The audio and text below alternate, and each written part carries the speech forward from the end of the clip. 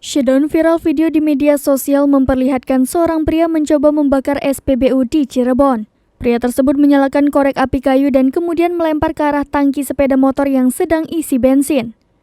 Diketahui peristiwa tersebut terjadi di SPBU Jalan Raya Sunan Gunung Jati, Desa Adidharma, Kecamatan Gunung Jati, Kabupaten Cirebon, Jawa Barat. Video tersebut memperlihatkan sejumlah warga yang sedang mengantri untuk membeli bensin. Tiba-tiba, seorang pria mendekati sepeda motor yang sedang mengisi BBM. Ia terlihat membuang sesuatu ke arah tangki bensin. Seketika muncul api yang membuat panik orang-orang di sekitarnya. Petugas SPBU pun langsung berusaha memadamkan api dengan alat pemadam ringan atau APAR. Kemudian petugas lain dengan beberapa orang berusaha mengamankan pelaku tersebut.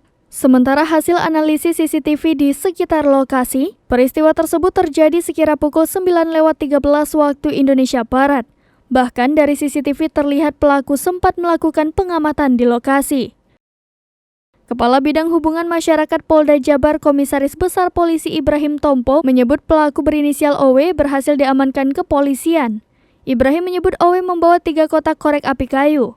Di sisi lain, Ibrahim menyebut pelaku memiliki gangguan jiwa. Hal tersebut terungkap dari keterangan sejumlah saksi.